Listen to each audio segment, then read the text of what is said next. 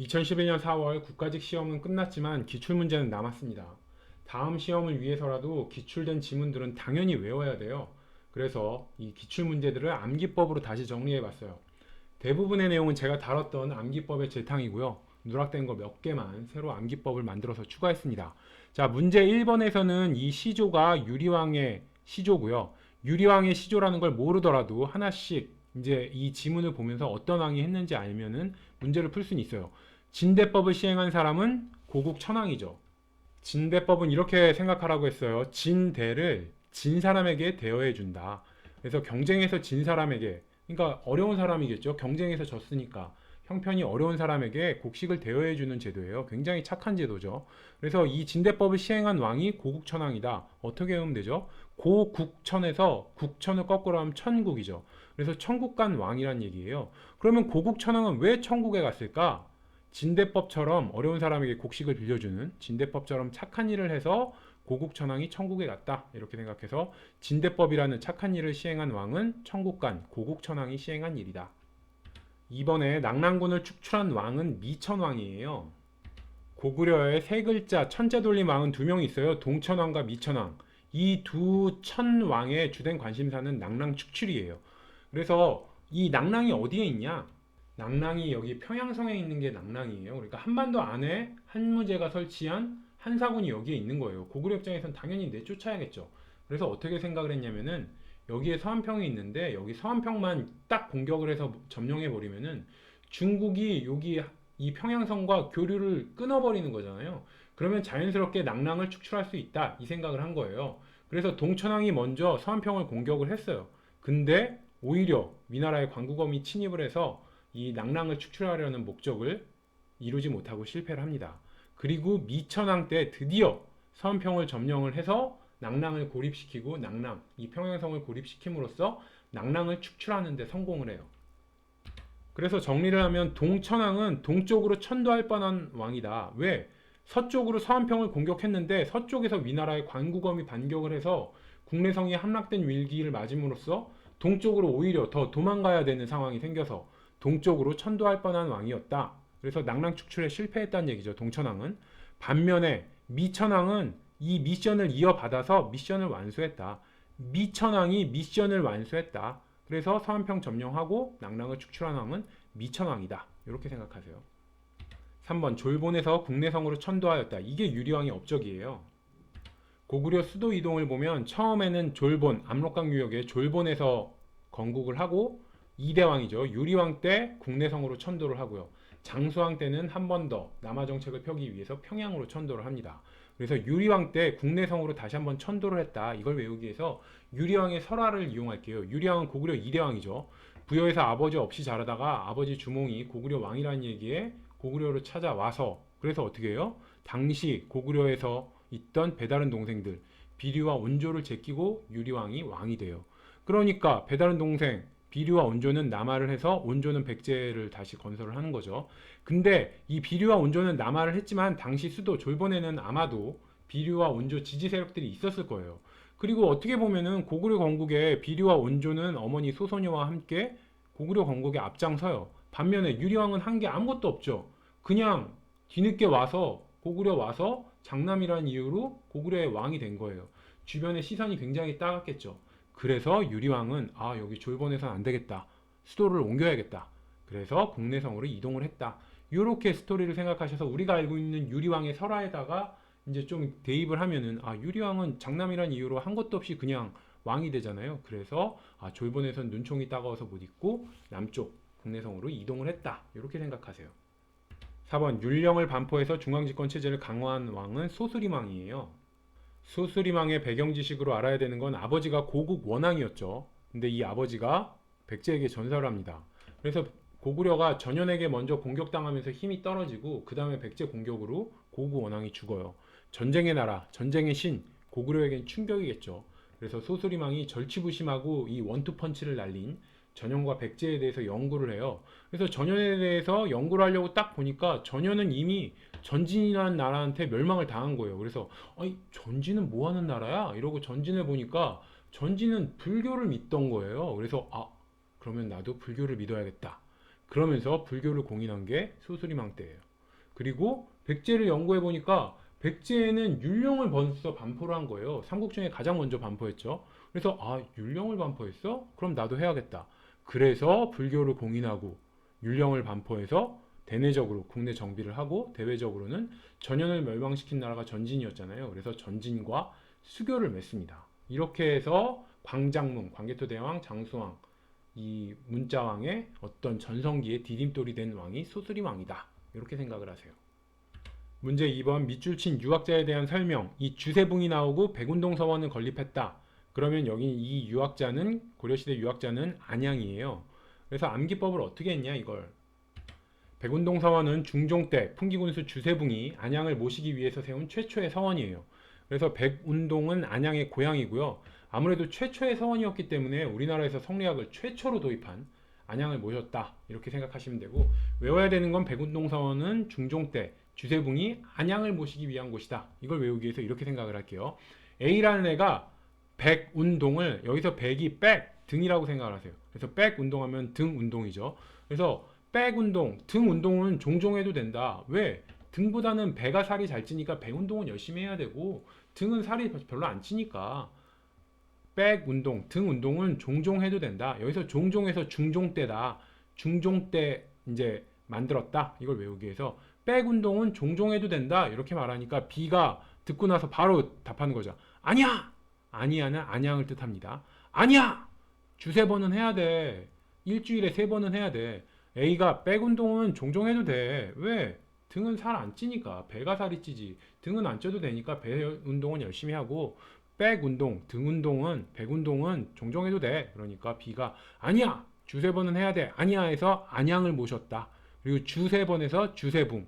주세붕이라는 사람이 안양을 모시기 위해서 만든 서원이 백운동 서원이다. 어느 왕 때? 중종 때. 이렇게 외우시면 돼요. 1번 해주 향약을 보급하였다. 이건 이이죠. 이이가 만든 향약에는 해주 향약과 청주 향약 혹은 서원 향약이라고 그래요. 청주가 서원이란 얘기잖아요. 그래서 해주 향약과 청주 향약, 이걸 외우기 위해서 저는 이렇게 말씀드렸어요. 이이는 현실적으로 정치에 개입해서 이것저것 막 고치려고 했죠. 이왕은 시골에서 대체로 이제 공부만 했다면은 이이는 현실적으로 막 정치에 참여해서 이것저것 고치려고 했어요. 그래서 뭐 10만 양병설도 주장하고 막 이러잖아요. 그러니까 이이는 좀 해달라는 요구가 많아요. 그러니까 이이가 이렇게 말하는 거예요. 청주, 청을 줄 테니 해주오. 뭔가 계속 뭔가 요청을 한 거예요, 정부에. 그래서 청주, 청을 줄 테니 해주오. 그래서 청주에서 청주양약, 해주오, 해주에서 해주양약 하면은 이 일을 연상하시면 됩니다. 3번 성학십도를 저술해서 경연에서 강의하였다. 이건 이황이죠. 성학십도는 성학, 임금의 학문이에요. 성학을 위해서 10개의 10도가 이게 그림이에요. 그래서 그림으로 저술을 한 게 성학십도고요. 이건 이황이 쓴 거예요. 그래서 이황은 도와 관련이 깊어요. 뭐 관직에서 물러나서 좀 도, 성리학이 하는 도 닦는 거에만 정진하잖아요. 이황은. 그래서 도와 관련이 깊다. 그래서 이황과 관련된 서원으로 도산서원이 있잖아요. 거기도 도가 들어가고 도 닦는 걸 중히 여겼고 성학십도도 있다. 그래서 도 하면은 이황과 관련이 있다. 황도 뭐 이렇게 외우셔도 되고요. 성학십도가 이황이라면은 이인은 성학집요예요. 집요, 요점을 모으다. 그래서 현실적인 이의 특징과 연결시키면 됩니다. 4번 일본의 동정을 담은 해동 제국기를 저술하였다. 이건 신숙주예요. 해동 제국기는 신숙주가 성종 때 쓴 책이고요. 그래서 세종 때 일본에 다녀온 신숙주가 일본의 현황을 기록한 이 해동 제국기를 성종 때 편찬을 했어요. 그래서 이걸 외우기 위해서 일단 해동 제국, 바다 동쪽의 제국의 기행문이다 이런 얘기예요. 그래서 원래는 해동이 붙으면 다 우리나라를 뜻해요. 중국 기준으로 바다 동쪽은 우리나라죠. 근데 이 해동 제국에서는 바다 동쪽의 제국 해서 일본을 뜻해요. 그래서 해동 제국만 해동이 우리나라로 생각하시면 안 되고 바다 동쪽의 제국, 그래서 일본이다. 요거만 조심을 하시고, 그래서 요게 성종 때다. 이걸 외우기 위해서는 이렇게 해석을 할게요. 바다 동쪽의 황제의 나라잖아요. 제국이면.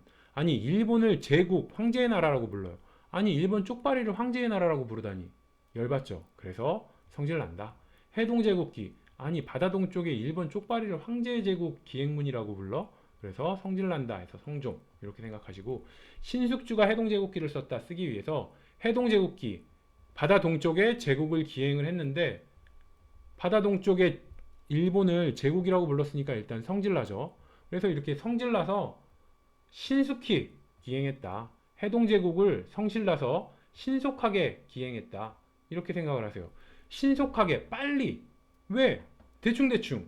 빨리 신속히 봤다는 얘기는 대충대충 봤다는 얘기죠. 아니, 문물이 발달한 중국도 아니고 미개한 일본 자세히 볼 거 없죠. 그래서 해동제국을 성질나서, 아니 바다 동쪽 일본을 제국이라고 불렀으니까 성질나서 신속히 봐버렸다. 뭐 자세히 안 보고 그냥 신속히 대충대충 봐버렸다. 이렇게 생각을 하셔서 해동제국을 성질나서 신속하게 기행했다. 이렇게 요 문장을 생각을 하시면 해동제국기는 성질나서니까 성종 때 신숙희에서 신숙주가 썼구나. 이 밑줄친 왕에 대한 설명으로 이거는 경천사 10층 석탑의 영향을 받은 게 원각사지탑이죠. 그리고 원각사지탑을 세운 사람은 세조예요. 그래서 세조와 관련된 걸 찾아보면 일단 우리나라 전쟁사를 정리한 동국병감을 편찬하였다. 이건 문종이거든요. 동국병감은 문종 때 김종서가 쓴 거예요. 그래서 동국병감에서 병감에 집중을 할게요. 병감이 병이 병기, 그래서 병기에서 전쟁이라고 생각하시면 되고, 감은 거울감이에요. 그래서 보통 감이 들어가면 역사서를 뜻해요. 동국통감 역사서죠. 그래서 감이 들어가면 보통 역사서더라. 그러면 병감 하면 뭐예요? 병이 병기, 그래서 전쟁이란 뜻이고, 감이 들어가면 역사서니까 전쟁 역사서다. 이렇게 생각하세요. 병감하면 병기 해서 전쟁을 뜻하고, 감은 역사서를 뜻하니까 전쟁 역사서다. 이렇게 생각하시고, 그러면 전쟁 역사서를 쓰려면 전쟁을 잘 아는 사람이 써야겠죠. 무신이 써야 돼요. 전쟁 경험이 있는 사람이 써야 돼요. 전쟁 역사서는. 그리고 역사서 같은 책을 쓰려면은 지식인, 문신이 써야 돼요. 그죠? 아무래도 글재주가 있는 사람이 역사서를 쓸 수가 있잖아요. 그래서 전쟁 역사서는 무신이자 지식인, 문신이 쓸 수가 있는 거예요. 근데 김종선은 어떤 사람이냐면 일단 고려사와 고려사조료를 정리를 했죠. 그래서 김종선은 원래 문신이에요. 근데 육진을 개척하죠. 여진족을 몰아내고, 그래서 한반도에 그 국경선을 만들잖아요. 그래서 육진을 개척한 무신으로도 더 유명해요. 그러니까 김종선은 문신 태생이지만 무신으로도 더 유명해. 이러니까 이 김종서만이 전쟁 역사서를 쓸 수가 있는 거예요. 병감, 전쟁 역사서는 전쟁도 잘하는 무신이어야 되고, 반면에 역사서를 쓰려면 필력이 있는 문신이어야 돼요. 이 두 가지 조건에 맞는 사람이 바로 김종서밖에 없더라. 문신 출신이지만 육진을 개척하면서 전쟁 경험도 많았던, 그래서 동국 병감, 이게 바로 전쟁 역사서란 뜻이고, 전쟁 역사서를 쓸 수 있는데 적합한 사람은 바로 김종서다. 이렇게 생각을 하셔서 저자는 김종서. 그리고 김종서가 잘 나갔을 때는 문종 때죠. 문종 단종 때 잘 나갔는데, 그래서 김종서의 책은 다 문종 때예요. 고려사조료, 뭐 동국병감 대부분의 책이 문종 때더라. 이번 우리나라 역대 문장의 정수를 모은 동문선을 편찬하였다. 이건 성종 때죠. 동문선은 서거정이 성종 때 쓴 책이고요. 역대 시문 중에서 뛰어난 작품만 모은 문집이에요. 그래서 원래대로 뜻을 해석하면 동문선, 동쪽 문장을 선별했다. 선별했다는 얘기는 뽑았다는 얘기죠. 그래서 집대성했다는 얘기예요. 그러면은 집대성의 왕 성종, 이렇게 생각을 하셔도 되고, 저자와 어떤 왕 때인지 외우기 위해서는 이렇게 문장을 외울게요. 동문 같은 학교란 얘기죠. 같은 학교 출신이랑 선을 봤는데, 동문이랑 선을 봤는데 상대가 바로 꺼져 이러는 거예요. 성질나죠. 그래서 성질난다. 동문이랑 선을 봤는데 상대가 대뜸 꺼져 이러는 거예요. 꺼져에서 서거정, 저자가 서거정이구나. 꺼져 이래서 성질난다 해서 성종 때 서거정이 쓴 게 동문선이구나. 이렇게 외우시면 돼요. 3번 육조 직계제를 실시해서 국왕 중심의 정치체제를 구축하였다. 육조 직계제 하면은 비정상적으로 왕이 된 태종과 세조, 뭐 동생 죽이고 이러면서 막 피해 사륙을 벌이고 왕이 된 사람들이 왕권을 강화하기 위해서 육조 직계제를 실시를 하잖아요. 그래서 이 3번이 세조를 뜻합니다. 4번 한양으로 다시 천도하면서 이궁인 창덕궁을 창건했다. 이게 태종의 업적이에요. 태종이 창덕궁을 건립했는데 그 과정을 보면 태종 앞선 왕이 태잖아요. 정종이에요. 그래서 정종은 이 왕이 되고 난 다음에 수도를 개경으로 옮겨요. 그 전에 정종이 왕이 될 때가 이 태종 이방원이 그 배다른 동생들을 죽이고 난 다음에 자기가 바로 왕 되기는 좀 뭐하니까 정종, 그의 형이었던 정종을 왕에 앉히잖아요.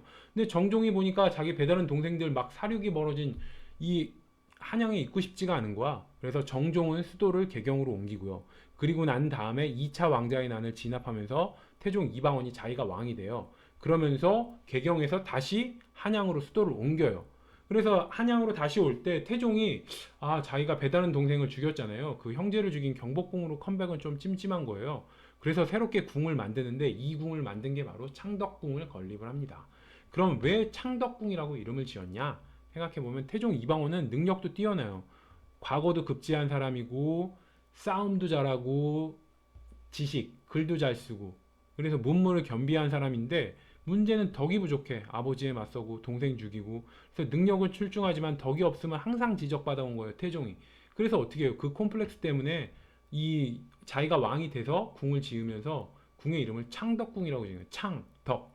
번창한다. 덕이 번창한다. 내가 덕이 없다고? 덕이 번창하는 궁. 그래서 창덕궁이라고 이름을 짓더라. 그래서 창덕궁을 세운 왕은 태종이다. 그리고 아까 원각사지 10층석 탑을 건립한 왕은 세조라고 그랬는데 요건 이렇게 생각하시면 돼요. 원각사지에서 원각이 원한을 깨닫다. 색일 각이니까 원한을 깨닫다. 원한을 색이다. 그래서 보시면은 이 조카 단종 등 굉장히 많은 사람을 죽이고 세조가 왕이 됐잖아요. 근데 세조가 말년에 엄청 죄책감에 괴로워해요.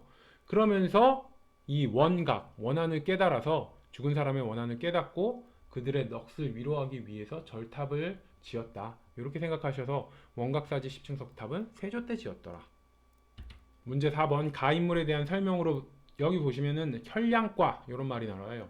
혈량과는 조광조죠. 그래서 조광조의 업적을 고르시면 되고요. 기묘사화로 탄압을 받았다. 이게 바로 조광조죠. 조광조 하면은 주초위왕이라고 나뭇잎에 주초위왕. 그래서 조씨가 왕이 된다. 이런 굉장히 기묘한 일이 벌어져서 그거를 빌미로 조광조가 날아간 사화가 바로 기묘사화잖아요. 그래서 1번이 답이고요. 조광조가 혈량과를 실시했다. 이걸 외우기 위해서 이렇게 스토리를 생각할게요. 조광조는 살인 중에서 권력을 잡은 최초의 인물이에요.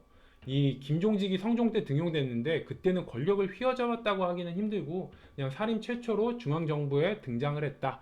이 정도 생각을 하시면 등용이 됐다. 이 정도. 반면에 조광조는 살인 중에서 중앙정부에 등용이 돼서 완전 권력을 한때나마 휘어잡았던 사람이에요. 그렇게 해서 딱 권력을 잡고 보니까 이 정부, 중앙정부에 살림이 너무 없는 거예요. 훈구파만 득실득실하고. 그래서 어떻게 했냐? 조광조가 혈량과를 실시를 해요. 혈량과가 뭐냐면 어질현, 어질양이에요. 그래서 어진 사람을 등용하자. 그래서 이거는 살림을 무시험 추천에 의해서 관리를 등용하는 거예요. 이게 왜 그러냐면은 이게 살인들은 시골에서 공부만 했잖아요. 그러니까 과거제 트렌드를 따라가지 못하니까 과거에서 자꾸 낙방하는 거예요. 과거에 붙어야지 이 관리로 계속 등용이 될 텐데 지방 살인들은 이게 그냥 오로지 지방 시골에서 공부는 하는데 과거제 트렌드를 못 따라가니까 과거 시험에서 자꾸 떨어지는 거예요. 이게 쪽집게 과외가 안 되는 거지. 시골에서 공부만 하니까. 그래서 조광조가 이걸 어떻게 할까 하다가 살인을 등용하기 위해서 과거제 외에 인재 등용하는 방법을 찾자. 그래서 조광조는 살인을 중앙정부에 등용시키기 위해서 혈량과 어진 사람은 그냥 과거 시험 안 보고도 그냥 추천에 의해서 뽑자. 이런 혈량과를 실시하게 됩니다. 조광조가. 5번 신석기 시대 유적과 유물 바르게 연결한 것은 보면은 양양 오산리 이 신석기 시대고요. 덤무니 토기 신석기죠. 서울 암사동 유적 신석기고 비사무니 토기 신석기예요. 공주 석장리 미송리식 토기 아니죠. 남한에서 가장 먼저 발견된 구석기 유적이죠. 그리고 아슐리안형 주먹도끼는 연천 정곡리가 대표적인 유적지예요. 신석기 유적지 할 때 제가 이렇게 말씀드렸어요. 신석기 유적지에는 3, 4, 5 야구 클린업 트리오가 있다. 3, 4, 5번. 그래서 3이 부산 동삼동, 4번이 서울 암사동, 5번이 양양 오산리 이렇게 해서 신석기에는 3, 4, 5번 야구의 클린업 트리오에 해당하는 3, 4, 5번이 있다. 이렇게 외우라고 말씀을 드렸고요. 그리고 공주 석장리는 어떤 특징을 가지고 있냐? 남한에서 발견된 구석기 유적지예요. 남한에서 최초로 발견된 구석기 유적지예요. 그래서 이걸 외우기 위해서는 공주 석장리에서 석장이 석이 3이란 뜻이죠. 장은 짱이에요. 그래서 석장 하면 세 번째 짱이다. 이렇게 생각을 하셔서 그럼 세 번째 짱, 첫 번째 짱, 1장은 누구냐? 한반도에서 최초로 발견된 가장 먼저 발견된 게 동관진 유적이죠. 일제시대 때 발견됐어요. 1933년. 그래서 이게 1장이에요. 가장 먼저 발견된. 두 번째로 빨리 발견된 게 어디냐? 북한에서 최초로 발견된 굴포리예요. 굴을 파다가 구석기 유적지가 발견됐는데 그게 바로 운기 굴포리예요. 그래서 이게 두 번째로 발견됐어요. 북한에서 최초로 발견된 유적지고 그게 바로 이장, 두 번째로 빨리 발견됐다. 첫 번째는 일제시대 때 발견된 동관진, 두 번째로 발견된 건 북한에서 최초로 발견된 굴포리. 삼장, 석장 하면은 바로 남한 최초고 공주 석장리예요. 그래서 공주 석장리에서 석장에서 삼장, 삼장 하면 1장은 동관진, 2장은 북한 최초 굴포리, 3장은 남한에서 가장 먼저 발견된 공주 석장리. 이렇게 생각하세요. 그리고 연천 전곡리에서 아슐리안 주먹도끼가 출토됐다고 그랬죠. 그래서 이건 이렇게 생각하시면 돼요. 아슐리안 주먹도끼는 주먹도끼 중에서도 굉장히 선진화된 도끼예요. 진화된 주먹도끼예요. 근데 이게 어디서 나오냐면 이 백인이 사는 유럽과 북아프리카에서 발견된 거예요. 그러니까 메비우스라는 사람이 야 이거 봐라. 구석기 때부터 백인들이 살던 유럽과 북아프리카에서 이 진화된 아슐리안 주먹도끼가 나왔다. 이 얘기는 구석기부터 백인들이 더 뛰어난 종족이란 얘기다. 이러면서 백인 우월주의에 악용이 돼버려요.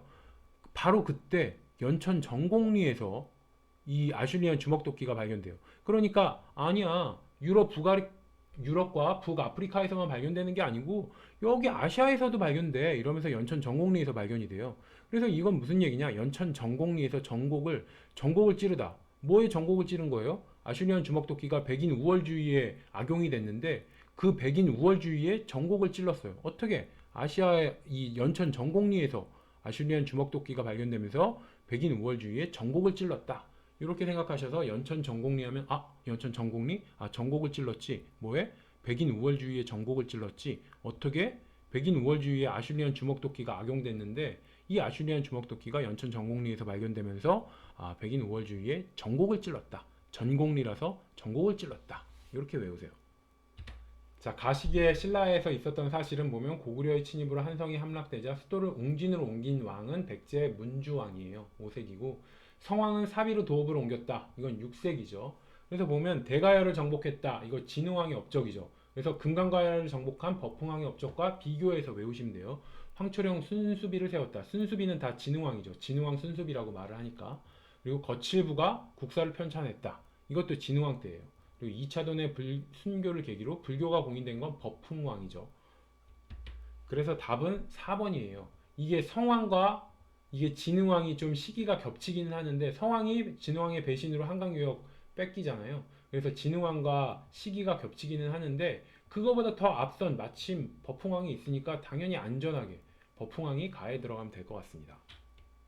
문주왕이 웅진으로 천도했다. 이걸 외우기 위해서 제가 이렇게 외우라고 그랬어요. 문주왕은 웅진 천도했는데 문주가 안방 문을 내주고 문을 주고 안방 그러니까 원래는 한성이 이 백제의 안방이었잖아요. 근데 이 안방 갔던 안방 문을 주고 문을 내주고 물러나서 웅쿨이다. 이런 식으로 문주왕은 문을 내주고 안방 문을 내주고 그러니까 한성을 내주고 물러나서 웅쿨이다. 뒤로 가서 웅쿨인 거예요. 그래서 웅쿨이다 해서 웅진으로 갔구나.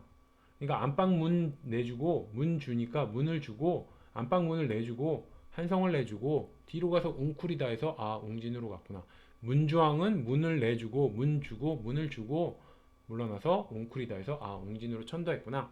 이렇게 생각하시고 자 진흥왕이 거칠부의 국사가 나온 게 진흥왕 때다. 그래서 이거는 설화를 이용해서 이런 일화가 있어요. 진흥왕이 당시 상대등이 넘버 2죠. 거칠부를 고구려에 염탐하기 위해서 거칠부를 보내요. 근데 고구려 스님인 해량이 이걸 눈치챈 거예요. 딱 보고 저 사람은 신라의 첩자구나. 딱 눈치를 챘어요. 근데 고구려에 신고하지 않고 거칠부를 은밀히 불러갖고 신라로 돌아가라고 한 거예요. 네가 첩자인 거 알고 있다. 내가 눈 감아줄 테니 지금이라도 신라로 도망가라. 이래갖고 목숨을 살려온 거예요. 거칠부가. 그러니까 거칠부가 그 다음에는 그 해량 스님의 은혜에 보답하기 위해서 어떻게 했냐. 거칠부는 해량을 신라의 국통으로 진흥왕에게 추천을 해서 해량이 고구려 스님 해량이 신라의 국통이 됩니다. 그래서 요 설화를 요 스토리를 머릿속에 담으시면은 진흥왕과 거칠부와 해량이 동시대 인물이고 진흥왕이 있을 때 거칠부가 상대등이었구나. 거칠부랑 동시대 인물이고 거칠부가 국사를 쓰잖아요. 그러면은 거칠부의 국사는 진흥왕 때구나. 이렇게 알 수 있고 진흥왕 때 스님 해량이 국통이더라. 요거까지 외울 수가 있어요. 그리고 또 하나는 해량 하면 우리 보통 편지에 보면 마지막에 해량하여 주시옵소서 이런 말을 붙여요. 거기서 해량은 살펴서 이해해 주시옵소서 이런 얘기예요. 그래서 살펴서 이해하다. 이해심이 쩐다. 그래서 어느 정도로 이해심이 쩌냐? 이 첩자, 다른 나라의 첩자, 거칠부의 사정도 해량 널리 이해해줘서 첩자 눈 감아주고 넌 조용히 돌아가라 이러면서 살려 보내주잖아요. 그래서 진흥왕과 거칠부 그리고 스님 해량 이 세 사람이 이 설화 속에서 같이 등장한다는 얘기는 동시대 인물이구나 이렇게 외우세요. 7번 시기별 대외 교류에 관한 설명으로 옳지 않은 것은 백제의 노리사치계가 일본의 불경과 불상을 전하였다. 맞죠? 노리사치계는 성황 때 스님이고요. 일본의 불교를 전파합니다. 일단 이름에서 일본 느낌이 좀 있어요. 노리사치계, 사치코, 노리사치계, 사치계. 좀 약간 사치코를 생각하면은 일본 느낌이 있죠. 그래서 일본의 문물을 전파했구나. 그래서 뭘 전파했냐면 불교를 전파했어요. 그래서 앞에 이름 앞에다 불자를 그냥 붙여 있어요. 불로리는 사치다. 불로리 사치계. 노리 사치계인데 앞에다 불로리. 불로리야 불로리. 그래서 불로리는 사치다. 이렇게 해서 노리 사치계는 불교를 어디에? 사치에서 사치코 연상하셔서 일본에 전파를 했구나. 그리고 성황대 스님이에요. 이걸 외우기 위해서 노리 사치. 노리에 빠져서 사치를 해. 그럼 당연히 성질내죠. 그래서 성황대구나.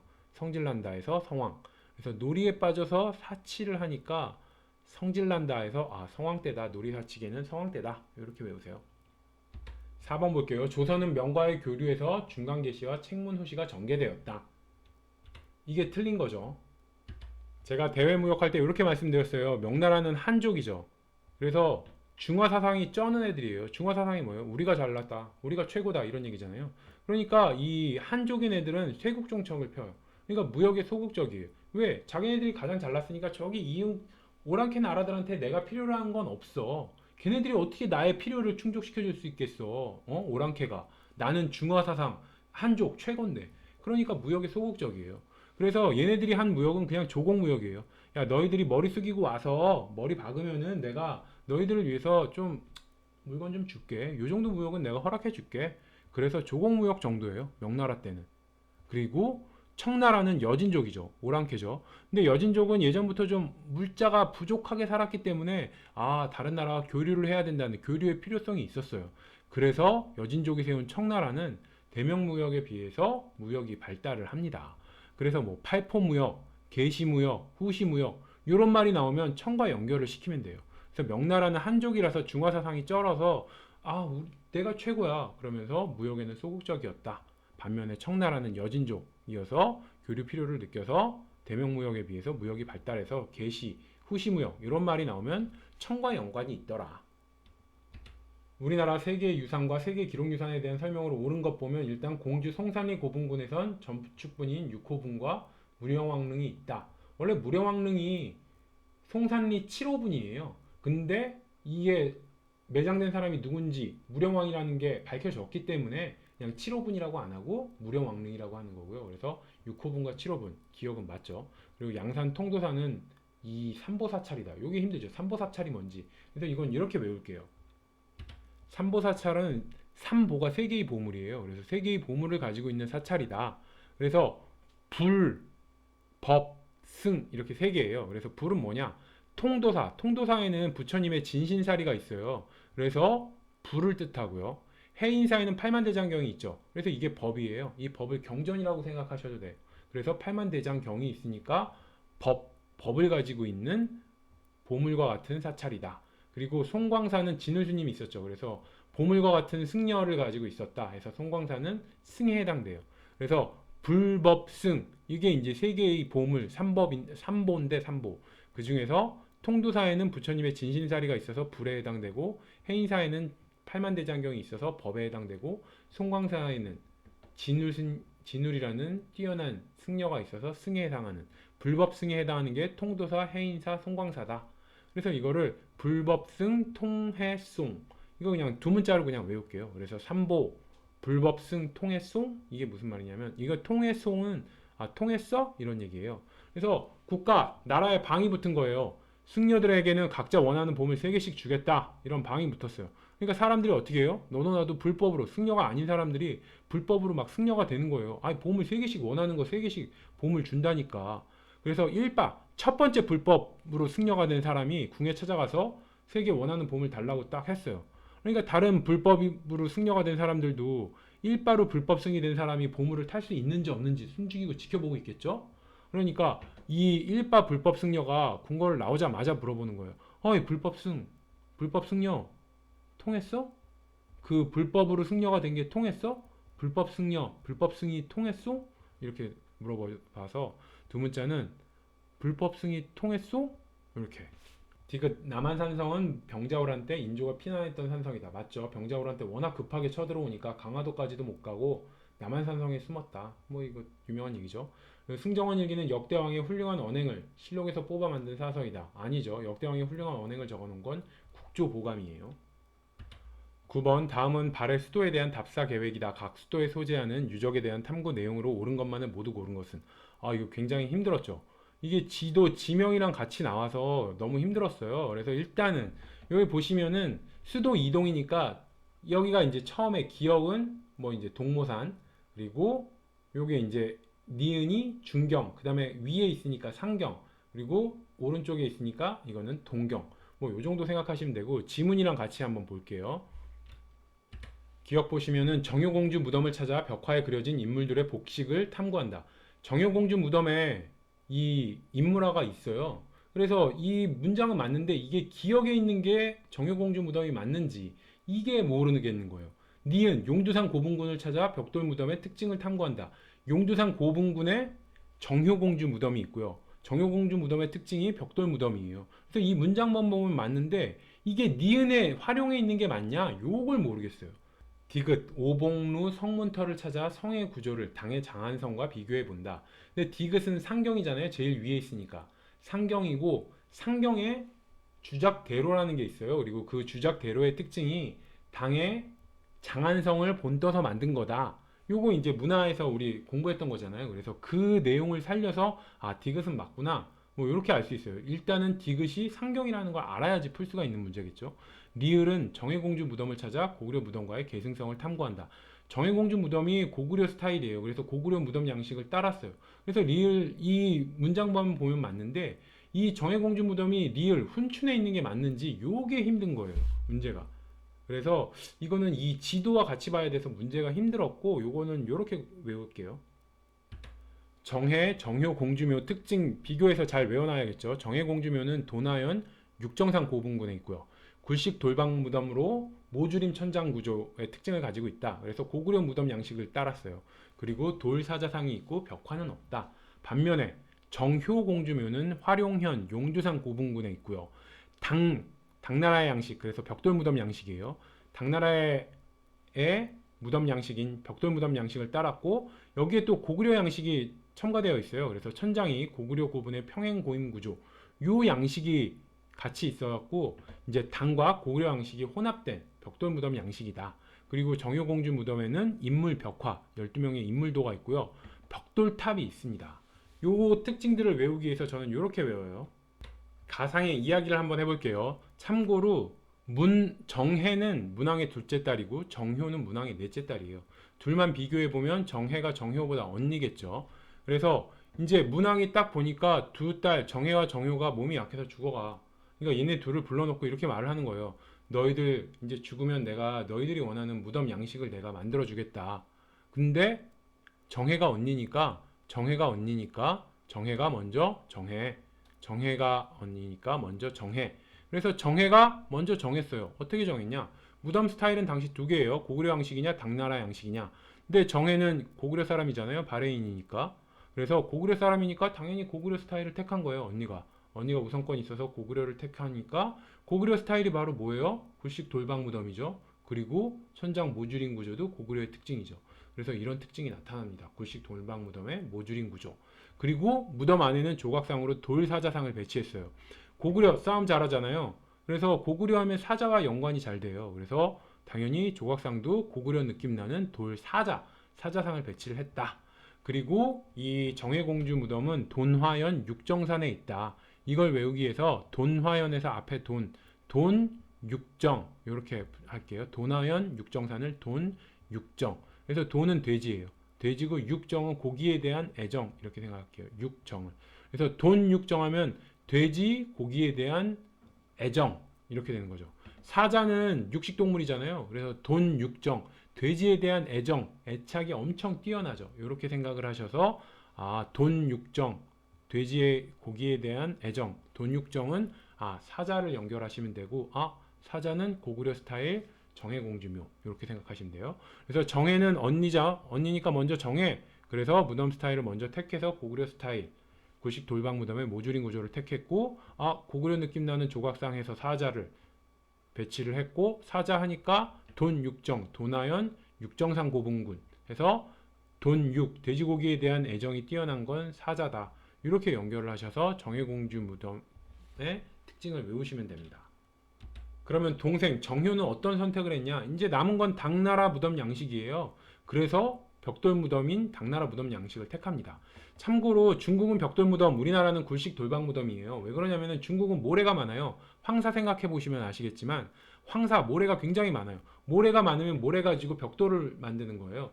그래서 벽돌 무덤이 많은 거예요. 반면에 우리나라는 산이 많죠. 그래서 돌이 많아요.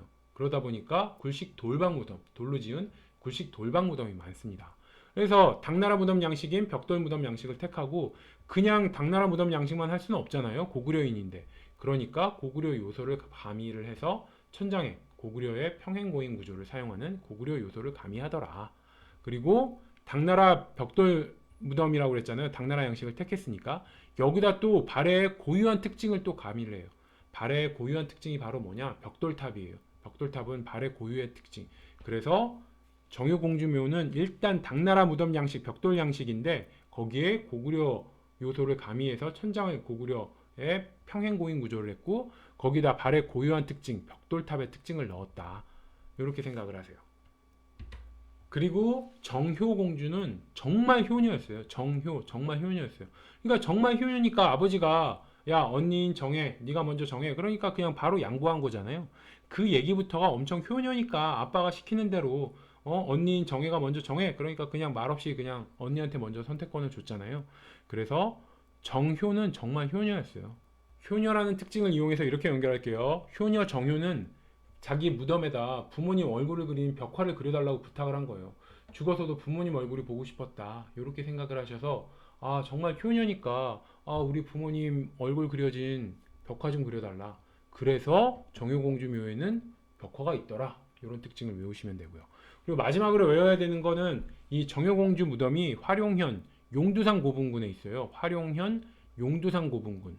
그래서 화룡 용이 있죠. 용두산에 용이 있죠. 그래서 화룡현 용두산은 자연스럽게 연결이 되고 용두가 용의 머리란 얘기예요. 용두니까. 그래서 첫째.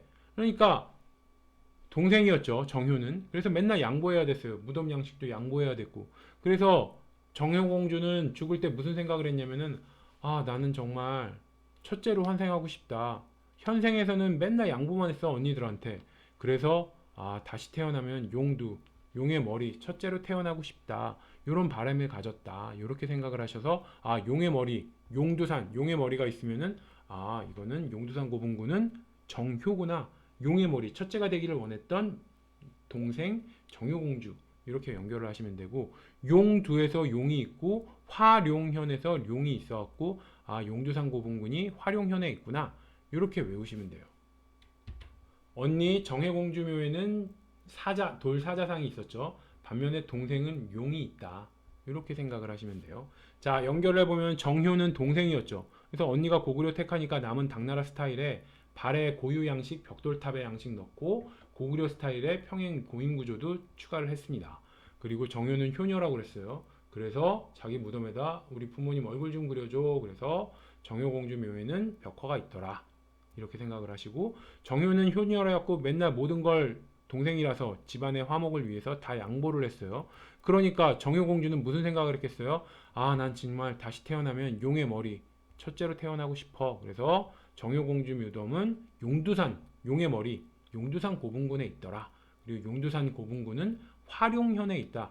용이 있으니까 용이 있으니까 화룡현은 현에 용두산 고분군이 있다. 이렇게 연결을 하세요. 10번 다음 상소문을 올린 왕대에 있었던 사실은 이건 최승로의 시무 28조고요. 그래서 최승로는 성종 때에 있었던 인물이죠. 그래서 성종 때 사실을 찾아보면 양경과 12목의 상평창을 설치했다. 이게 성종의 업적이죠. 성종은 지방제도를 정비했어요. 그래서 전국 주요 지역에 12목을 설치하고 지방관인 목사를 파견했다. 이렇게 말씀을 드렸어요. 그래서 그 성종의 앞선왕 광종이 호족을 쥐잡듯이 잡으면서 호족의 힘이 약해졌죠. 그러니까 성종이 12목을 설치를 하고 지방관인 목사를 파견한 거예요. 그 전에는 호족의 힘이 너무 세니까 좀 지방관을 파견해봤자 아무 힘이 없는 거예요. 호족의 힘이 너무 세갖고 중앙정부에서 지방관을 파견해봤자 의미가 없었는데 광종이 호족의 힘을 완전 약화시켜놨기 때문에 이제는 성종이 12목을 설치하고 여기에 지방관을 파견을 할 수가 있었습니다. 그래서 12목의 목사를 파견한 왕은 성종이다. 이걸 외우기 위해서 성종을 성직자를 종처럼 부린 사람이다. 성종이 성직자를 종처럼 부렸다. 그래서 성직자 누구를 12목의 목사님을 파견했다는 얘기죠. 그래서 12목의 목사님을 파견했구나. 왜? 성종은 성직자를 종처럼 부린 왕이라서 12목의 목사를 파견했다. 다음 현종이랑 비교를 해보면 성종은 주요 지역에 12목을 설치를 하고요. 현종은 전국을 5도 양계, 4도부 8목, 그러니까 12목이 8목으로 줄어들었지만 대신 4도부가 늘어나서 4 더하기 8을 하면 12가 되더라. 이렇게 생각을 하세요. 성종의 업적 중에는 건원중보를 발행을 하고 상평창을 설치하고 이런 업적도 있어요. 그래서 최초의 앞에 건원중보를 만들어요. 그리고 상평창, 항상상의 평평할 평. 그래서 항상 물가를 평평하게 하는 기관이 물가조절기관 상평창을 만든 것도 성종이에요. 그래서 요건 스토리를 이렇게 생각할게요. 제가 아까 전에 성종은 성직자를 종처럼 부려서 어떻게 했다고 그랬어요? 목사님을 지방관으로 파견했다고 그랬죠. 그러니까 목사님이 지방 가서 개고생하는 거예요. 지방관 하니라고. 근데 마침 또 당시에는 화폐가 없어. 그러니까 교인들이 어떻게 해요? 헌금을 현물로 내는 거예요. 씨암탉 2마리, 달걀 5개. 이런 식으로 돈이 없으니까 헌금을 현물로 내니까 안 그래도 목사님한테 미안한 마음이 있잖아요. 성종이 완전 부려먹었으니까. 그래서 목사님 헌금이라도 쉽게 거두라면서 돈 건원중보를 만들어줬다. 이렇게 스토리를 생각을 하셔서 성종이 목사를 파견을 하고 헌금을 좀 목사님이 너무 고생하시니까 지방에서 그래서 헌금이라도 좀 쉽게 걷게 하기 위해서 화폐 헌금을 돈으로 낼 수 있게 건원중보를 발행을 해줬다. 근데 이게 건원중보를 만들어 놓고 보니까 돈이 있으면 거래가 활발해지죠. 거래가 활발해지면 물가를 조절하는 기능이 있어요. 거래가 활발해지면은 비싼 데 있는 걸 싼 곳에다 갖다 팔고 이러면서 이제 거래 가격이 좀 안정이 되는 거예요. 그래서 건원중보를 만들고 났더니 물가를 어느 정도 조절할 수 있는 기능이 있다는 걸 알게 된 거예요. 화폐에. 그래서 물가를 조절하는 기관 상평창을 설치하게 됐다. 그래서 건원중보와 상평창을 같이 연결해서 보시면 돼요. 균열을 귀법사 주지로 삼아서 불교를 정비한 왕은 광종이죠. 균열은 광종 때 귀법사 주지였어요. 이걸 외우기 위해서 제가 이렇게 말씀드렸죠. 광종이 귀법사, 귀족을 법대로 죽이다 혹은 그냥 멋대로 죽이다. 발음이 비슷하니까 귀족을 막 멋대로 죽이면서 한 말이 이렇게 말한 거예요. 귀족은 균이여, 균여죠. 균이여에서 균여를 연상하시면 돼요. 그래서 광종이 귀법사, 귀족을 막 법대로 혹은 멋대로 막 죽이면서 한 말이 귀족은 균이여에서 균여. 그래서 광종 때 귀법사가 있었고 그 주지스님이 균이여에서 균여더라. 3번 국자감에 칠제를 두어 관왕을 부응하고자 했다. 칠제를 둔 왕은 예종이죠. 관악진흥책에 대해서 제가 이렇게 말씀드렸어요. 숙종이 관악진흥책을 시작을 했어요. 그래서 서적포를 설치를 해서 포문만 열었어요. 관악진흥책에 포문만 열었어요. 어떻게? 서적포를 설치해서 관악진흥책에 포문만 열었다. 그래서 딸랑 하나예요. 그 다음에 이 숙종의 아들이 예종이죠. 그래서 아버지 숙종이 시키는 건 예종은 예 이렇게 답하고 열심히 따르는 왕이 예종이에요. 시키는 대로 예 하고 열심히 따르는 왕이 예종이에요. 그래서 아버지는 서적포를 설치해서 포문만 열었고 관역진흥책을 제대로 확대한 왕은 바로 예종이에요. 그래서 뭐 칠제, 양영고, 청영각, 보문각 설치 등등 서적포 외에 대부분의 관악진흥책을 편 왕이 예종이다. 왜? 예종은 아버지가 시키는 대로 예 하고 관악진흥책을 열심히 따랐고 숙종은 그냥 서적포를 설치해서 포문만 열었다. 4번 전지와 시지를 지급하는 경정전식과를 실시한 왕은 문종이죠. 일단 시정전식과 개정전식과 경정전식과 어떤 왕인지 외워야 돼요. 그래서 시경, 계목, 문경 이거 두 문자로 외우면 이렇게 되는 거죠. 시경, 성시경이 계목을 문겨? 아니 성시경이 계목을 문겨? 개가 사람 물면 흔한 일이죠. 근데 사람이 개를 물어야지 뉴스가 되는 세상이에요. 그러니까 성시경은 이러는 거예요. 아, 왜 개만 사람을 무냐? 나도 사람도 개를 한번 물어보자. 이러면서 성시경이 개의 목을 문겨 물어버린겨 이렇게 해서 시경, 시정전식과는 경종, 개정전식과는 목종. 조심해야 될 게 문경은 경정전식과는 문종이다. 이렇게 두 문자로 외우시면 되고요. 아니면 문종은 고려 최대의 전성기예요. 최대의 전성기니까 전시과의 완성이 뭐예요? 경정전시과죠. 경정전시과가 되고 나서 더 이상의 변경이 없어요. 그래서 전시과의 완성이 경정전시과예요. 그러니까 최대 전성기를 문종 때 전시과도 완성하게 되더라. 14번 고려시대 향리에 대한 설명만으로 옳은 것을 보면 니은, 디귿, 리을은 다 쉬워요. 기억은 부호장 이하의 향리는 사신간의 감독을 받았다. 이걸 딱 보면 아 설마 호장인가인데 부호장으로 바꿔갖고 틀리게 하려고 그랬나? 이런 의심이 들 수가 있어요. 그래서 요거가 좀 힘들었는데 사신관 제도에 대해서 이렇게 말씀드렸어요. 사신관 일사 살피심 관리관이에요. 그래서 일을 살피는 관리. 그래서 고려시대 중앙 고위 관직자를 출신지에 사신관으로 임명하는 제도예요. 그래서 해당 지역에서 사건 발생하면 연대 책임을 지는 거예요, 사신관이. 그리고 이 사신관이 어떤 권한을 가지고 있었냐? 부호장 이하를 임명할 수 있는 권한을 줬어요. 그러면 부호장 위에 호장이라는 게 있죠. 호장은 이 상서성이라는 곳에서 중앙 부처에서 임명을 하고 그 밑에 부호장은 사신관이 임명할 수 있게 해줬어요. 그러니까 사신관이 출신지 감시하려면 그 부하가 필요하잖아요. 그래서 부하로 두라고 부호장 임명권을 줬다. 이렇게 생각하시면 돼요. 그래서 사신관이 부호장을 임명하니까 당연히 사신관의 감독을 받는다. 그리고 호장은 중앙 부처인 상서성에서 이제 임명을 했다. 밑줄 친 이 농법에 대한 설명으로 옳은 것은 이거는 이양법이에요. 그래서 이양법에 대한 설명으로 옳은 걸 고르면 세종 때 편찬된 농사직설에도 등장한다. 맞죠? 고랑에 작물을 심도록 했다. 이건 견종법이죠. 경국대전의 수령 7사 항목에도 강조되었다. 그건 아니고 그래서 기역 니은 이게 답이죠. 농사직설은 세종 때 정초란 사람이 쓴 책이에요. 그래서 우리나라 기후 풍토에 맞는 독자적인 농사법, 그래서 이양법 등등의 내용을 담았어요. 그리고 우리나라에서 편찬된 최초의 농서고요.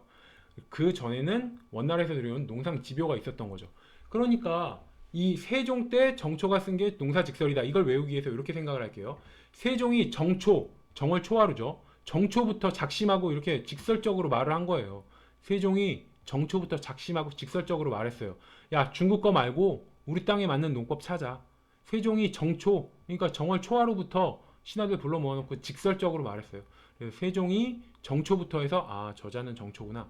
직설적으로 말했다 해서 직설에서 아, 농사직설 이렇게 외우시면 돼요. 그래서 세종이 정초부터 직설적으로 말했다. 야, 중국 거 말고 그 전까지 농서라는 게 농상집요, 원나라에서 들여온 농상집요밖에 없으니까 야, 중국 거 말고 우리 땅에 맞는 농법을 찾아. 이게 바로 한글 창제 정신이죠. 한글 왜 만들었어요? 우린 나란 말씀이 중국과 달라. 우리나라 말이 중국과 달라서 새로 내가 한글을 만들었다. 이 얘기잖아요. 농법도 마찬가지예요. 중국 거 말고 우리나라, 우리 기후에 맞는 우리 거 찾아. 그래서 세종이 정초부터 직설적으로 말하다. 여기서 외우시면 됩니다.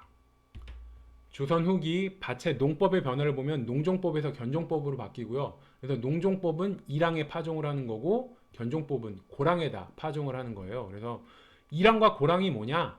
일단은 땅을 보면 밭은 이렇게 돼 있어요. 이렇게 볼록 올라간 데가 있고 아래로 이렇게 내려간 부분이 있잖아요. 그래서 위로 이렇게 볼록한 부분이 있고 아래로 내려간 부분이 있는데 이 위로 올라간 부분이 일항이에요. 그리고 아래로 내려간 부분이 고랑이에요.